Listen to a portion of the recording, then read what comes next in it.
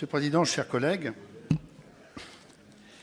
Janssens l'a bien dit, hier je relisais à l'instant, j'ai sous les yeux l'excellent propos qu'il signait dans le PDU adopté le 1er avril 2011, où il insistait effectivement sur l'importance et sur le fait qu'un plan de déplacement urbain ne devait pas se résumer au seul réseau de transport, mais proposer un programme global d'aménagement portant en particulier sur la voirie, sur les taux des comportements, et qu'il devait s'adapter à l'objectif de la ville intense pour permettre de développer une mobilité durable et efficace, notamment par l'aménagement des espaces publics et singulièrement autour des stations de transport collectif.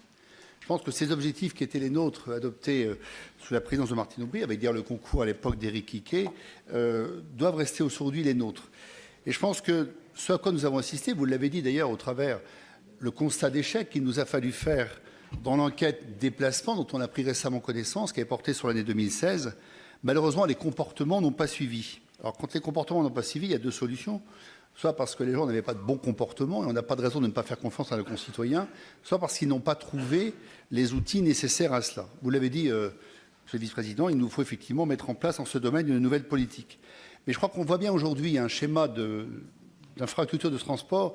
Il est d'abord un peu paradoxal de l'adopter avant d'avoir réactualisé le plan de déplacement, puisque je rappelle qu'on fait d'abord de la mobilité, on aménage de l'espace public, on voit les conditions dans lesquelles on le partage, et on répartit ensuite les infrastructures de transport adaptées à cela, y compris en couplant ce qu'on oublie souvent de faire dans les collectivités, avec une véritable étude sociologique des comportements de la population, et y compris de savoir pourquoi certains de personnes qui viennent travailler sur la métropole sont parties habiter loin. Elles l'ont parfois fait parce qu'elles avaient envie d'habiter relativement loin. Elles l'ont souvent fait parce qu'elles n'ont pas toujours trouvé des habitats à leur portée financièrement dans nos villes. Et je pense qu'on voit bien à quel point aussi nos politiques d'habitat et le fait de construire dans un certain nombre de quartiers, de construire sur les friches, comme on essaie de le faire à Saint-Sauveur, à l'Union, à Frivcaille, Babcock, etc., participent d'une politique de mobilité. Parce que je rappelle que, pour paraphraser ce qu'on fait dans un autre domaine de politique, les meilleurs déplacements sont ceux qu'on n'a pas à faire.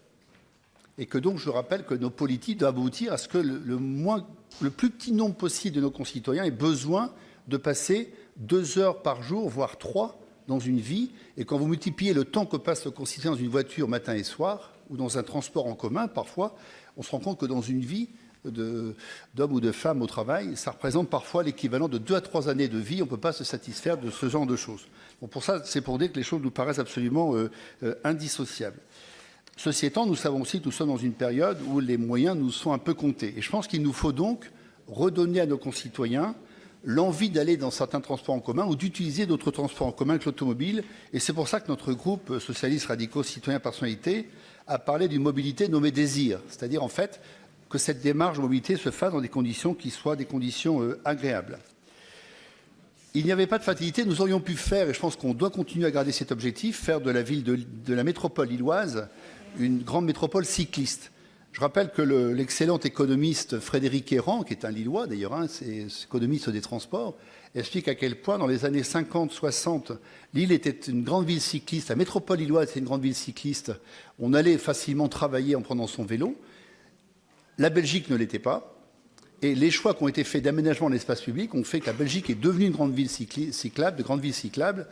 Et la France, malheureusement, en particulier notre métropole, a perdu cette qualité de ville cyclable. Et il y a une espèce d'inversion parce que nous avons fait, mais c'est un choix collectif à assumer, hélas, il faut l'assumer ensemble, il faut l'assumer. Il y a eu des choix qui ont été faits massivement en faveur de l'automobile. Vous regardez l'exemple du boulevard de la Liberté, on avait une époque des tramways qui passaient dans ce boulevard, c'était dans les années 35-40. On en a fait ensuite un 4 voies de face en sens unique, une véritable rocade routière. Et puis on a su, au fil du temps, en refaire une voirie beaucoup plus apaisée avec des couloirs en site propre pour les autobus, les lianes, etc. Et des voitures qui repassent en sens alterné. Et on essaie de faire ainsi dans nos villes. Et le plan de circulation lillois, tant décrié par certains, a été comme un choix fort politique de la ville de Lille d'offrir une partie de sa voirie pour le confort des déplacements de l'ensemble des habitants de la métropole. Il suffit de regarder la place devant la gare de Lille, où aujourd'hui, en ayant accepté qu'on ait des couloirs de bus en site propre sur cette place, on a contraint l'automobile, on a considérablement facilité les déplacements. Donc je pense qu'il nous faut aujourd'hui travailler beaucoup plus encore que nous le faisons les franchissements urbains. Le président Castelin a souvent mis en avant effectivement le plan vélo et 30 millions d'euros. C'est un bon début, mais on voit bien que ce n'est pas du tout suffisant. La preuve, c'est qu'à terme de ces 30 millions d'euros, indispensables, fort utiles, et on n'aura pas pu faire un grand nombre de grands franchissements, puisque en dehors de la piste cyclable Javary, qui était d'ailleurs prévue avant les 30 millions d'euros, qui relie Fives au centre de Lille, d'une démarche intéressante faite à Vambrechy, qui permet effectivement par un encorbellement d'enjamber un canal par les voies cyclables, on voit bien qu'aujourd'hui, le principal obstacle, c'est la difficulté, par exemple, à franchir en vélo les canaux, les périphériques routiers, les voies ferrées qui cernent une partie de nos villes, et que ça, c'est une priorité, que dès qu'on fera ça, et ça coûte beaucoup moins cher que certains types de transports en commun, on pourra faire de cette métropole une grande ville cyclable. Il ne faut pas renoncer à cela. Et je pense que dans les arbitrages, il faudra faire la part de main entre ces infrastructures de transport et des dépenses de voirie peut-être plus importantes à envisager, à la condition, bien entendu, qu'il ne s'agisse pas de voirie, j'allais dire, routière à haut débit, mais de voirie qui permettent de partager l'espace public pour les différents modes, etc. Et je pense que cette notion-là de réduire les déplacements à la source, elle est très importante. Vous me permettrez de citer l'humoriste Alphonse Allais qui expliquait qu'il fallait vivre à la campagne. Il y ajoutait parce que l'air y est plus pur.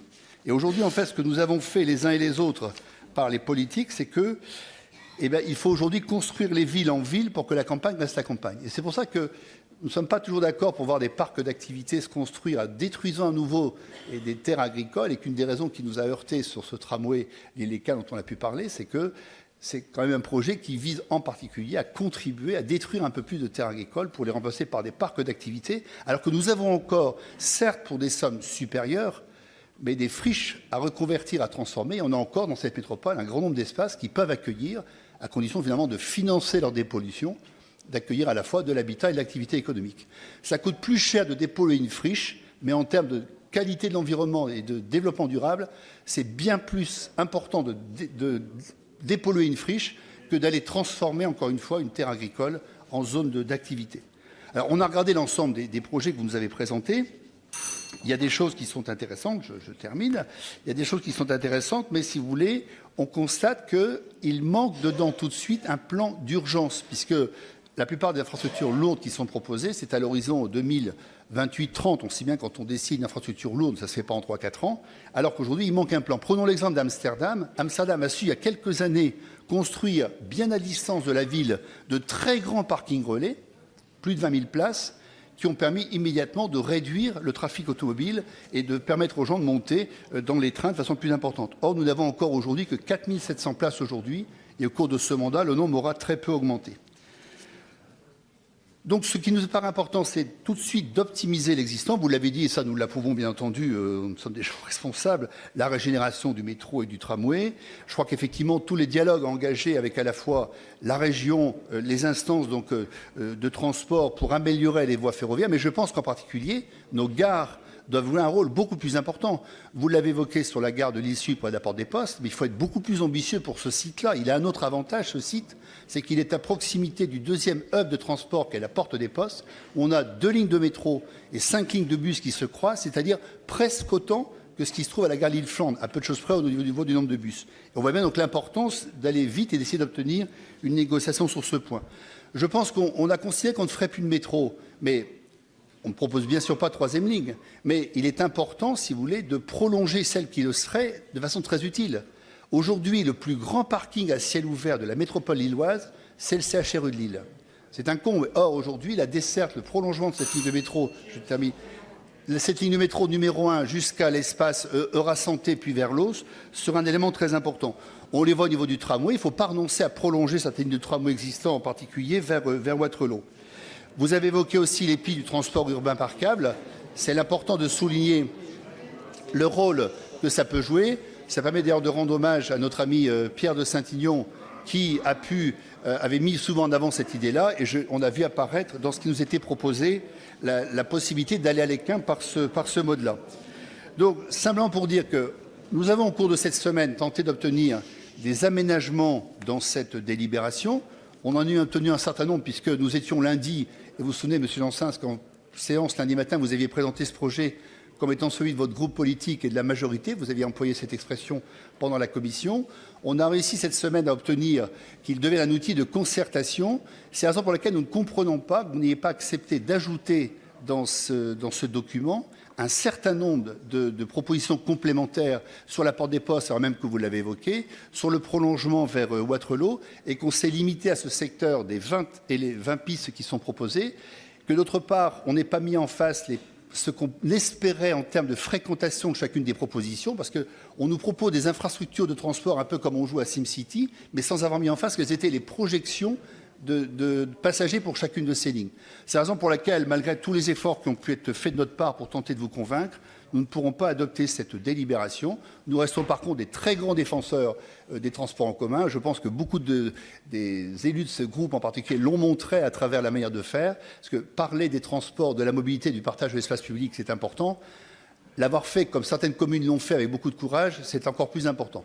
C'est la raison pour laquelle nous regrettons qu'on n'ait pas pu aller plus loin dans le document que vous nous proposez, pour une concertation beaucoup plus ouverte. Ceci étant, ça ne nous empêchera pas, dans nos communes, de la mener pour amener un maximum de nos concitoyens à évoluer vers des pratiques autres. Beaucoup y sont prêts, à condition qu'on leur donne des conditions beaucoup plus agréables. Je vous remercie.